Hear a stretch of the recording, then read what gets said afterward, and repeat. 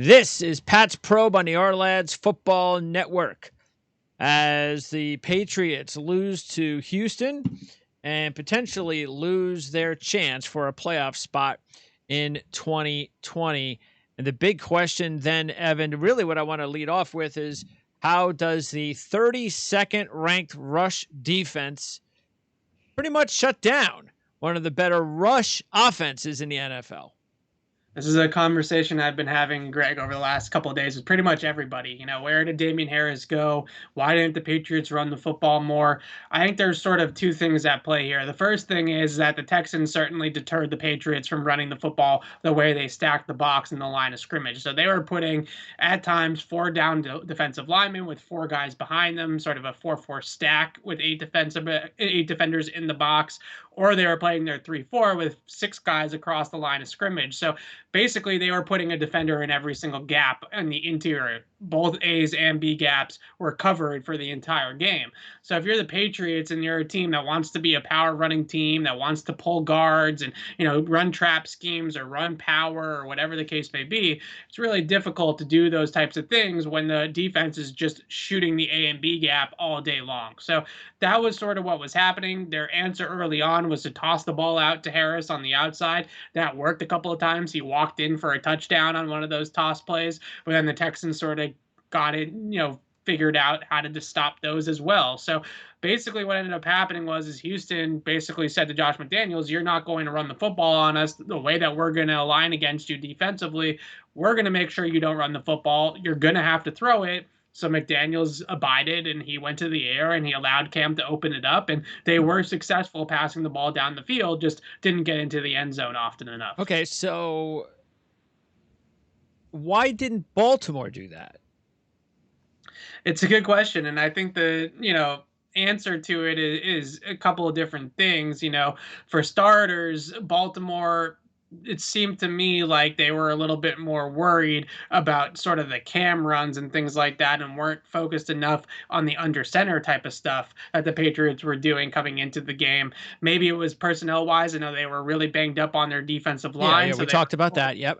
Yeah, so they were short a bunch of bodies, so playing like a four-man defensive line or a six-man front with a 3-4 probably wasn't an option for them necessarily because of just the personnel that they had.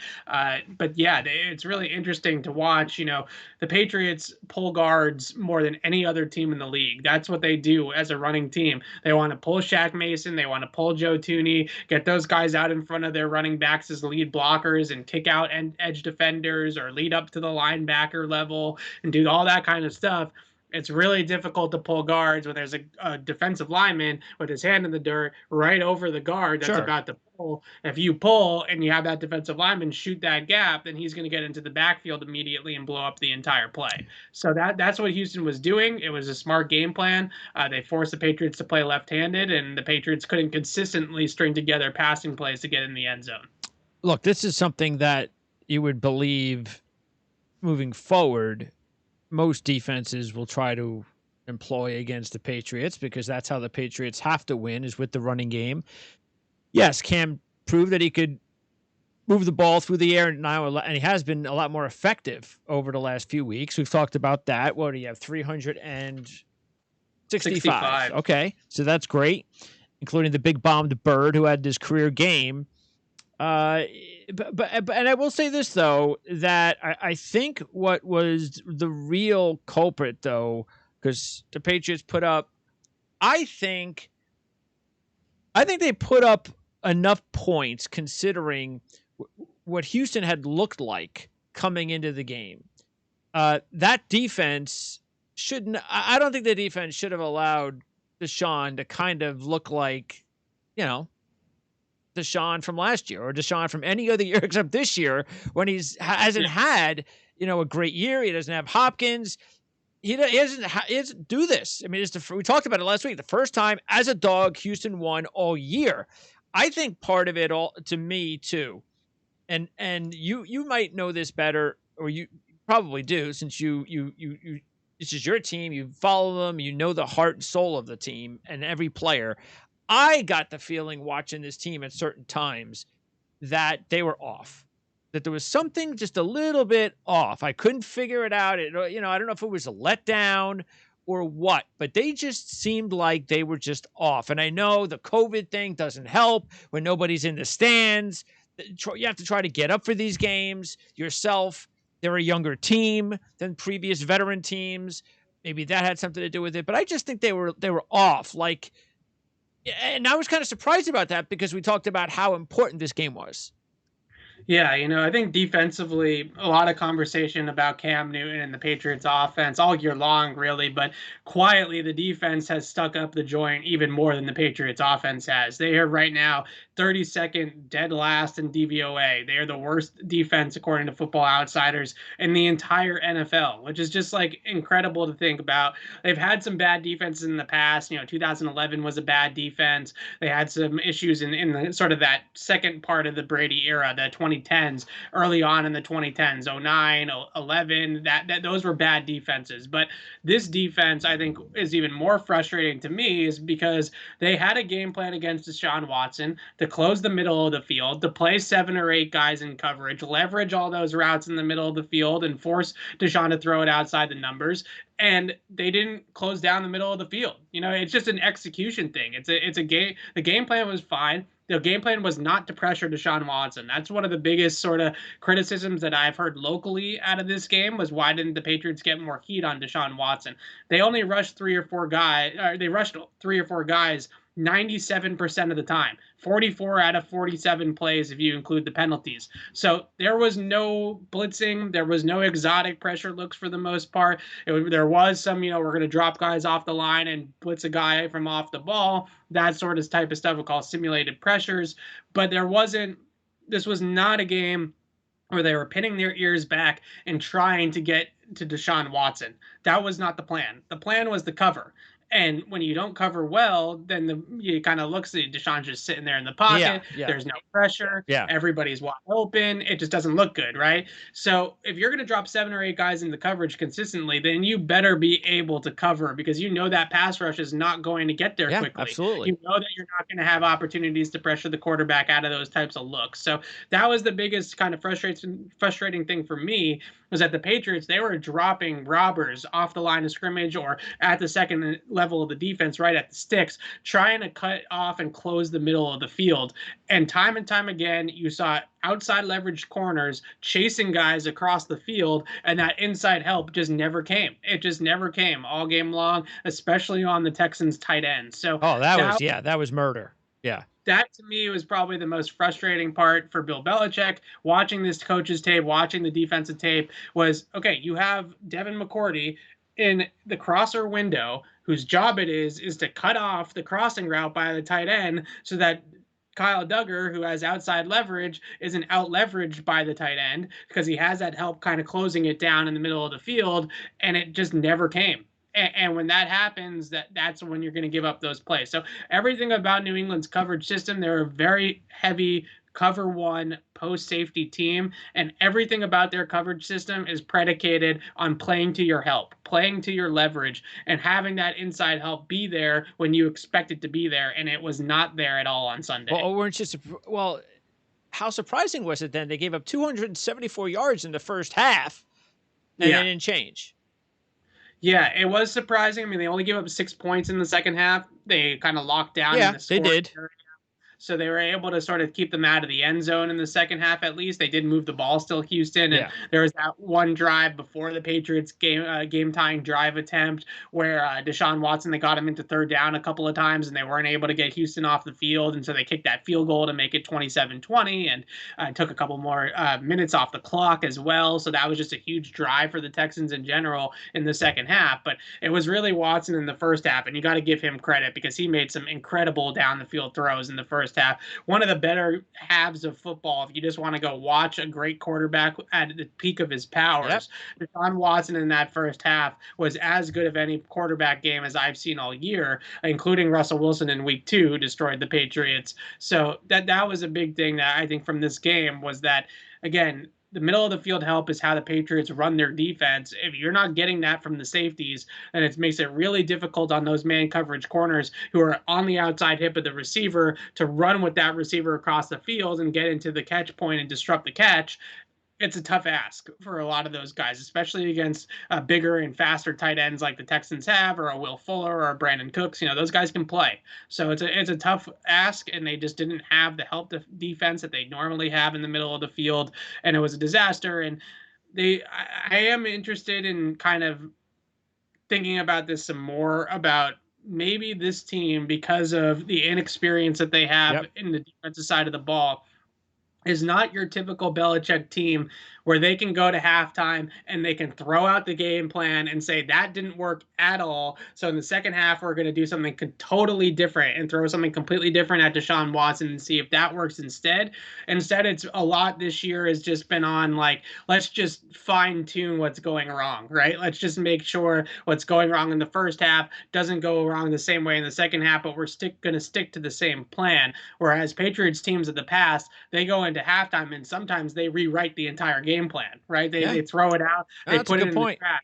But they can't do that when you have Uche and Duggar and Jennings and Phillips and all these new guys in key roles. Yep. It's difficult to then, go away from what you practiced all week.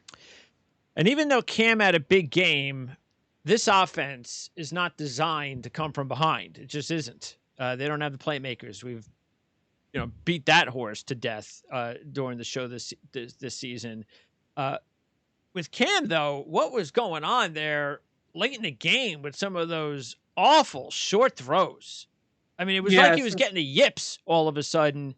He had like 2 or 3 in a span of, it seemed like in a span of like 7 or 8 throws. So like, what's he doing? I think this is a bigger thing that I've also discussed a little bit today, is just, especially, you're not a Patriots guy necessarily, so maybe I'm not looking at this the wrong way, but for Patriots fans, right, we are so used to seeing Tom Brady play the quarterback position, and we're used to seeing accuracy to all 3 levels, precision passing, timing, and then most importantly, the clutch gene at the end of the game, right?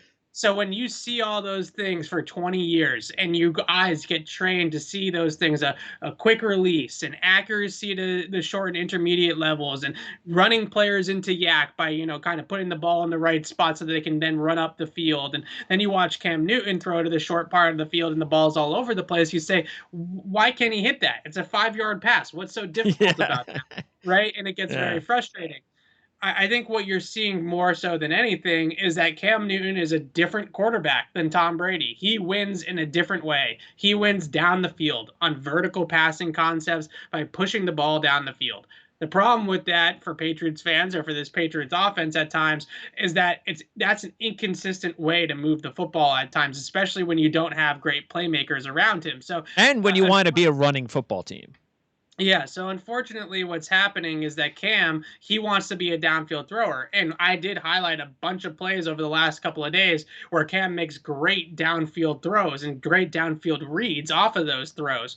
But the problem is that those plays you get, maybe I think he was 9 for 11 for like 219 yards on throws of 10 plus yards against Houston. He shredded them, but that's only 11 opportunities to do that where he threw the ball 42 times. So if you can't supplement those 11 plays with some short passing and a quick passing game, then it puts you into a situation where you're inconsistent and you're kind of what we would call around here a grenade offense, where you're just trying to avoid the landmines, right? Just avoid the sacks or avoid the bad throws, because those are what puts you behind the chains and really makes it tougher on you.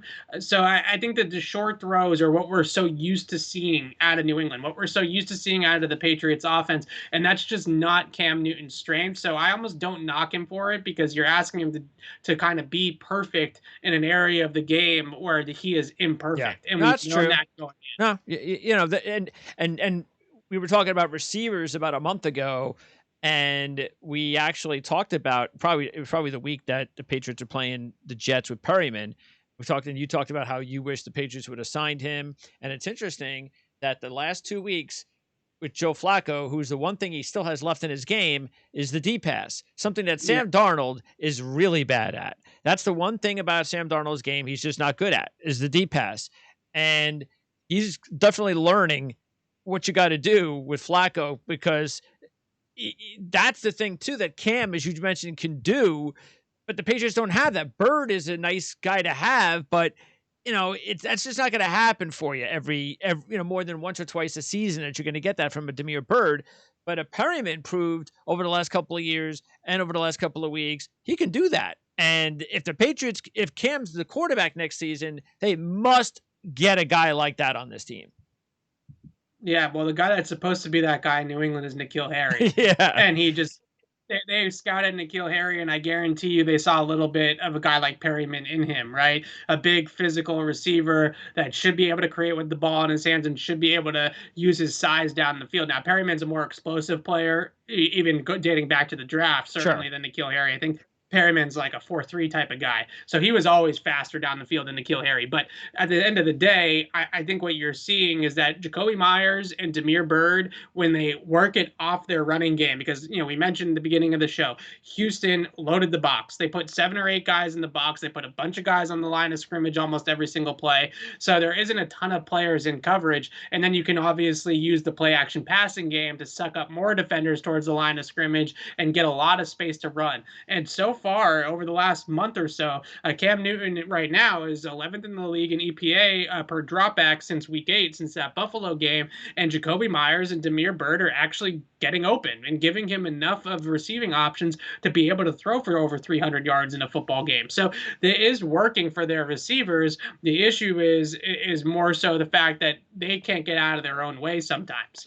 Late in the game, back-to-back plays get blown up by the same exact blitz. Yeah. They do edge pressure. They bring those safeties down. They put them out on the edges. So they got an edge defender, and then they got a safety outside of that guy, and they blitz one, and they drop one, and the Patriots couldn't figure it out. So back-to-back plays, third down, Cam Newton sees the blitz coming from his strong side, and he throws it right into the defensive line, and it's a bad pass at the line of scrimmage, incomplete. The next play, the blindside pressure comes. Cam either didn't set the protection properly. It looked more like the left tackle, Jermaine Illuminor, messed up. He came in for Isaiah Wynn, who got injured, and Illuminor comes in and kind of messes up an assignment there, and there's blindside pressure, and the play gets blown up. If you go ahead and you watch the fourth down play again, on the left-hand side of the screen, Damiere Byrd is running a slant route, and he is wide open, just wide open. He smokes the cornerback at the line of scrimmage, and he's got an easy first down if Cam has any sort of time to throw the football. The problem is that he didn't. So those are the sort of the situations that they're running into, or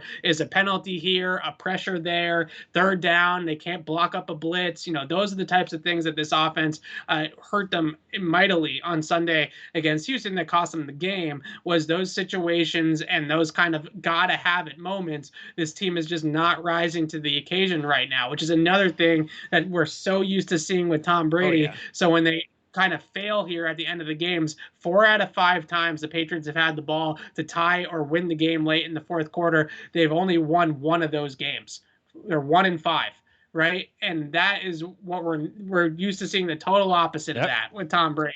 So that's hard to kind of swallow. But again, I think that their offense is actually, when their offense is operating well and they're getting everything blocked and they're running their scheme, they are producing well on offense. They're just not being able to avoid those kind of big bad plays, the big sacks, the big pressures on third and fourth down in key situations. Well, based on the players who opted out and then the injuries earlier this season and Cam being new, realistically, this is just an average football team right now. And they win a couple and lose a couple and so forth and so on. That's often the difference, right, between an average football team and a good football team, is being able to execute when it matters most. Because most NFL games, they come down to the fourth quarter. There's not a whole lot of NFL games really, when you start to kind of look at it big picture wise, that are blowouts, that are 3-score touchdown type of wins for the other team. A lot of it gets decided by 5 or 10 plays in the fourth quarter,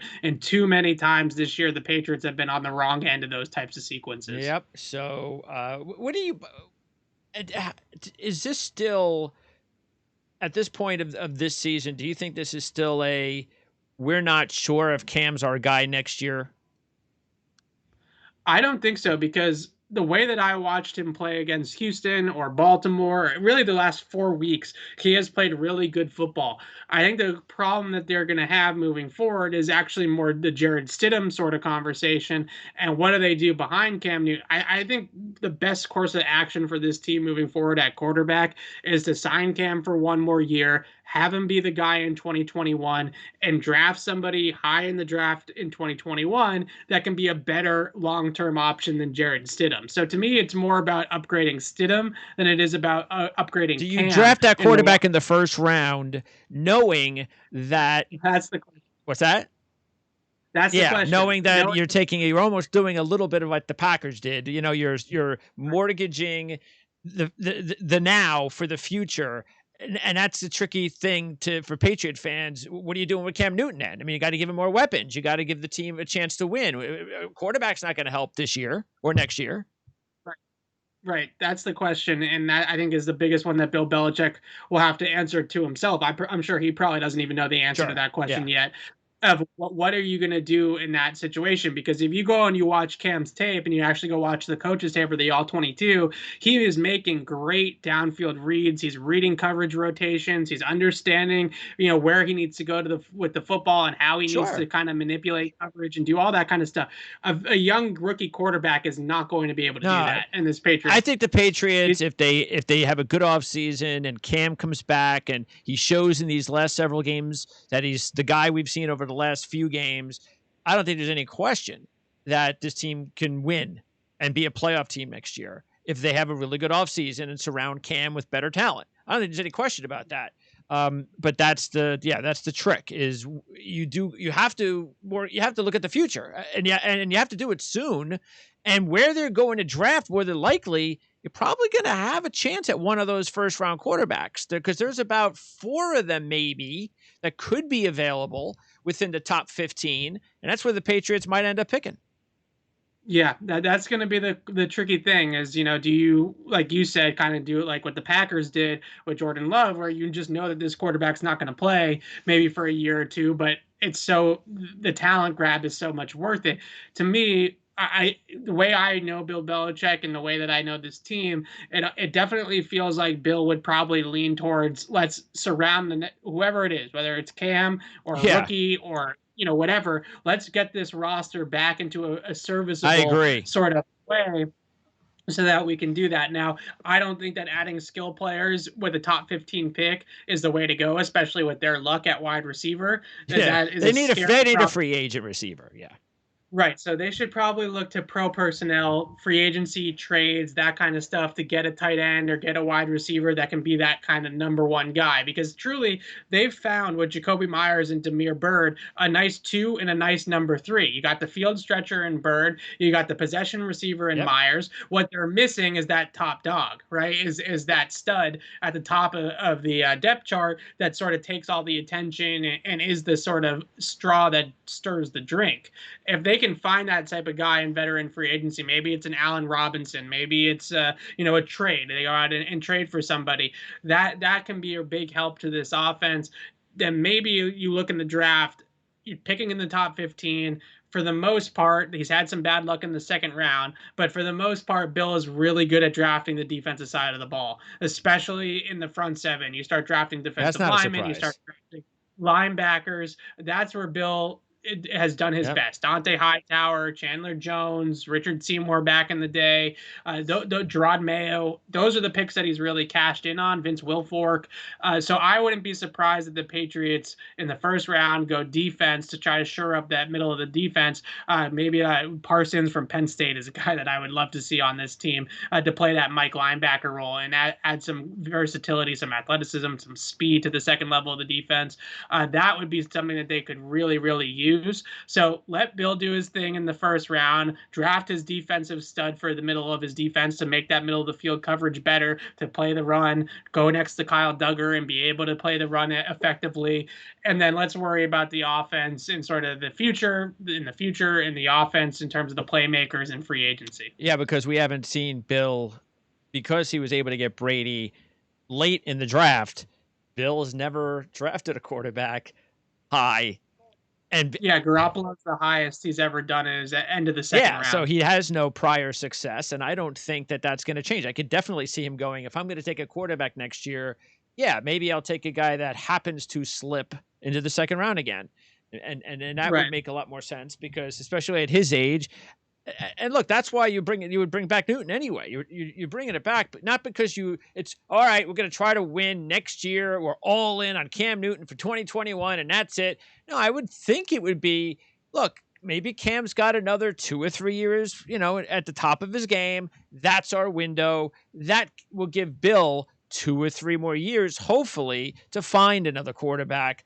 And you could find a quarterback in so many different ways. It doesn't always have to be, with the first round pick. There are some really, really good quarterbacks, not including Tom Brady, that were taken in the second round and later. So I can definitely see that being the case. But we're talking the draft because at this point, the Patriots more than likely will have to win out. They definitely can't lose more than one more game. That's it. If they go, what were there? 6 more games left? 5 more?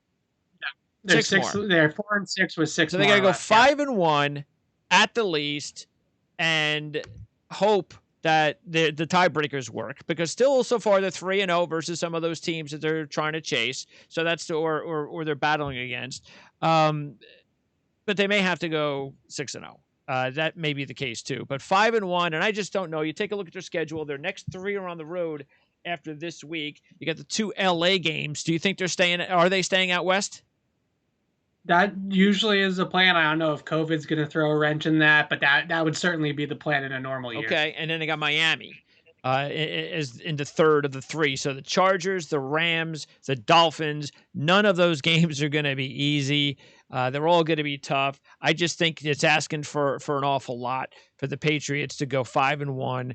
Look, they could do it, but it's going to be tough. Yeah, basically what they need to do is get through these next 3, out of division games at 2 and 1, right? They're probably going to lose one of these 3 games. I would think, to the Cardinals, Chargers, and Rams. Especially the Rams just beat the Bucs last night, and I think that's going to be a tough game in Los Angeles for the Patriots, especially with the way the Rams defense has been playing this year. So that's going to be a tough one. If you can get to those divisional games later on in the season, Miami's been a house of horrors for them, but at the same time, they're very familiar with those teams, right? And they know their tendencies, and they know how to play them, and they can find a way for them to win those games. And then you get at home against Buffalo, at home against the Jets to end the season. The Buffalo Bills are obviously a tough team now to play in Week 16, but still, at least that's a home game. They only lost by 3 points to Buffalo in Buffalo. So you can see a formula for them to be able to win those divisional games at the end of the year. I think it's really these next 3 games that we're going to find out a lot about them.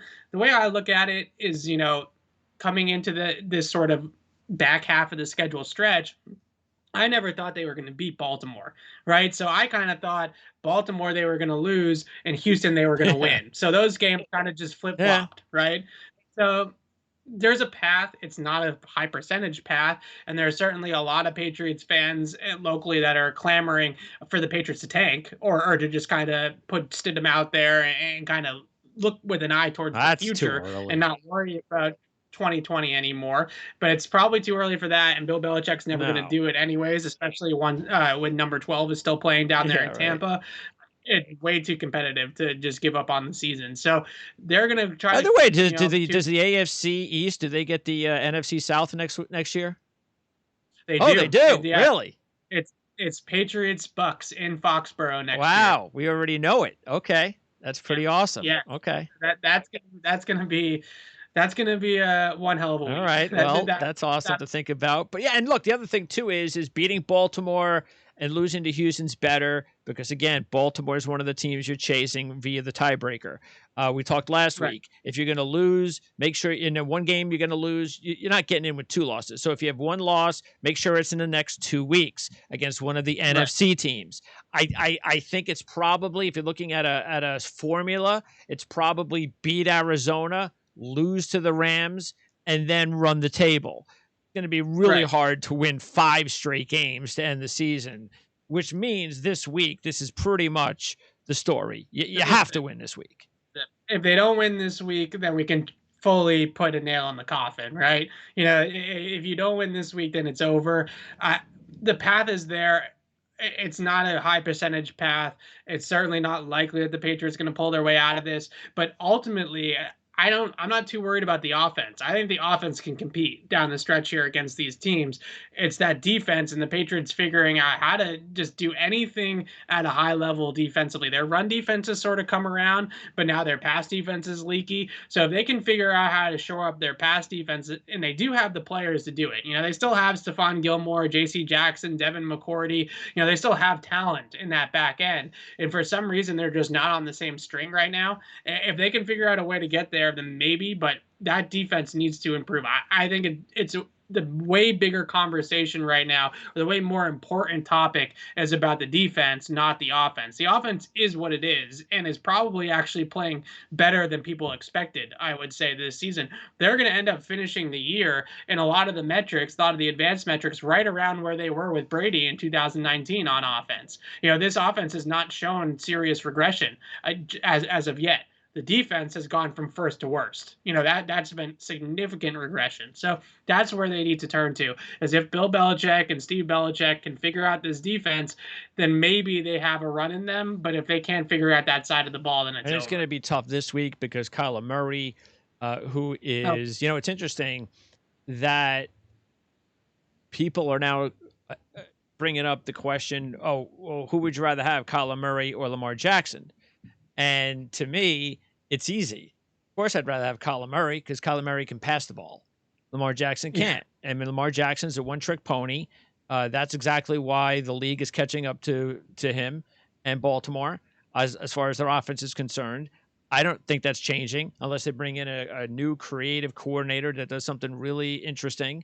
But Kyler Murray is a lot more dangerous, and that's going to be, talk about the defensive issues going up against Kyler Murray. Wow. That's, I don't know what the weather's going to be like, but it'll help if the weather's cold. It'd be help if it's cold and if it's raining, like it was against or something like that. But the issue that good matchup, by the way, Gilmore and Hopkins. Oh yeah, that's another thing about this game, and I'll get to my last point. But they need a throwback game from Stephon Gilmore. They need Defensive Player of the Year Gilmore to show up on Sunday on Hopkins. And if he's going to this season at any point play at that like elite level that he was at last year, it will be against Hopkins because these two have a history of going toe to toe, not in a negative way, in just like a really true competitive, respect to almost like Brady Manning type of way, right? Like we know we're both great. We know we're both at the top of our craft. So let's duke it out. Let's get in the ring and see who can win these battles.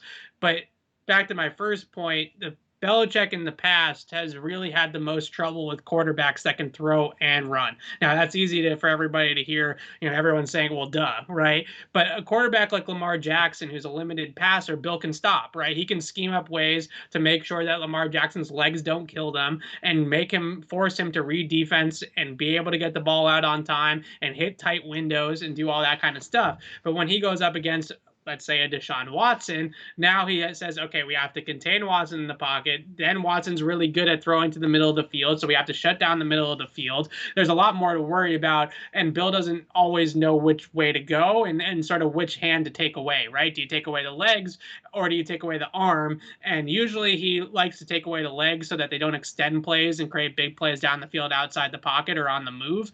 But then Deshaun just sat in the pocket on Sunday and picked them apart. So he's notoriously had a lot of trouble with the Russell Wilsons, ironically with the Cam Newtons, with the Deshaun Watsons of the world. Those have been the guys that have gotten him more than once. It's the pocket passers have a tough time against Belichick because he schemes up the pressure. He plays good coverage on the back end off the pressure, and it's difficult for those guys to just kind of stand there with bodies flying around them and make decisions with the football. So it's the Wilsons, it's the Murrays, it's the Watsons. Those are the guys that he has trouble stopping. So I'm interested to see if they can figure it out against Kyler. Okay, injuries. Wynn, what's the latest? So Wynn, we still don't know anything about Wynn's injury as of yet, which I would take as a good sign. Usually if a player is going to miss some time, or if it's a serious injury like Rex Burkhead had where he's out for the season, we would hear about it by now, right? And we'd have some intel on that. So my guess is that Wynn, he got rolled up on there, probably just like a turned ankle or just kind of an uncomfortable spot to put his leg in, and hopefully he'll be able to play. That's a massive one, though, because Jermaine Illuminor is pretty comfortable at right tackle as a backup backup, but he's not necessarily as comfortable at left Oh tackle as a yeah. backup. Yep. And that can be a big switch, and it definitely hurt them in the end of that game against Houston. And what does Burkhead's injury mean to the rotation?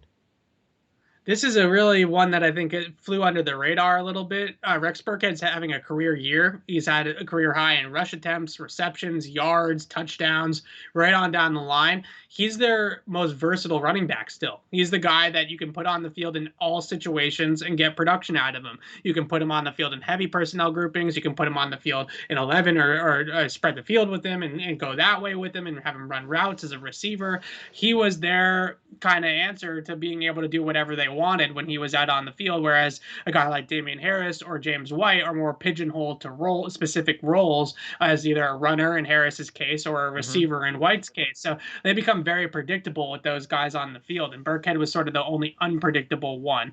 So I'm very fascinated to see how they sort of go about masking that, because again, he was having a really good season, and James White's not necessarily having the same season. He's had some tragedy in his family with his passing and stuff like that. It's been very difficult, obviously. So I'm very fascinated to see how they go about kind of figuring out who's going to fill in for Rex Burkhead. My estimation would be that Damien Harris is going to probably see even more time than he was seeing, and he's going to get some opportunities to catch the football. What about Michel? What's his status?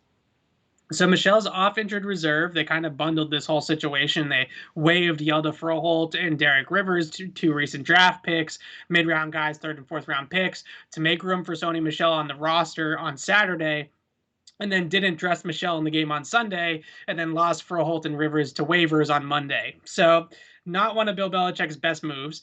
But Michel's back. He's off injured reserve. He's going to be basically an insurance policy to Damien Harris at this point. Damien Harris has taken that job. I don't think Damien Harris is going to give that job back. And Sony Michel will have some opportunities probably to spell Damien Harris in certain situations, but this is Damien Harris's backfield right now. So Michel is just basically Damien Harris's clone. But Harris just a better player right now, and Michel cannot fill any other role. I don't see any other role that he can fill because he's not a pass catcher. He's not this, great route runner, or he's not particularly elusive with the ball in his hands, to run screens to him or things like that, like what they would do with Burkhead. I'm not really sure what other role he has besides that between the tackles, fullback in the backfield, and Harris is just a better runner than he is. He's just a better natural runner. He's more powerful. He's more explosive. He's more elusive. I mean, he's just a better player. So Sony Michel is going to ride the bench a little bit here. He's probably going to sprinkle in, and I don't think the Patriots are going to completely give up on a first-round pick 3 years in. It's just not I don't think they're ready yet to turn that page. So Michel's going to get some carries, but I still think Damien Harris will be the guy. Where's Isaiah Ford? So Isaiah Ford was inactive for the game on Sunday, and they activated Dante Moncrief off their practice squad. So they actually picked Moncrief over Ford. Belichick basically chalked it up to just a little bit more time in the system for Dante Moncrief. I think Moncrief got here maybe a week or two earlier than Isaiah Ford did, especially with Ford. He had to, go through COVID protocols after the trade and all that kind of stuff. So he had just gotten out on the practice field recently. Okay. They're not ready to use Ford yet for whatever reason. Moncrief actually looked pretty good in the limited snaps that he played. And Ford, what was the compensation again? It was a seventh round pick conditional. Okay. Yeah, it was a throw-in trade. And lastly, wasn't it weird watching the game in Houston and they had the dome half open or whatever? It was sunny. I don't recall watching many Houston games where it was sunny.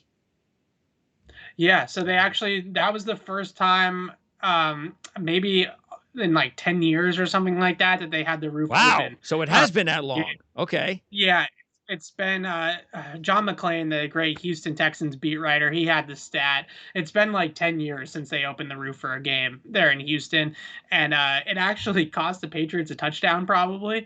They ran that double pass with Rex Burkhead and Cam Newton, and Damiere Byrd was wide open on the deeper part of the route, and the sun was in Cam Newton's eyes, and he couldn't see Damiere Byrd down the field, so he ended up having to take the 20-yard completion to Jacoby Myers. I mean, still a nice completion, but the Patriots offense, you'd much rather take the touchdown when you can get one. So that was a missed opportunity because of the sun. No explanation of why. No explanation of why. Just a nice day out, I guess. Nice forecast. They just decided to go with the elements, I guess. Okay. All right. Great job as always, Evan. I appreciate it. Next week we'll recap Arizona and hope that the Patriots live for another game. Absolutely. Thanks, Greg.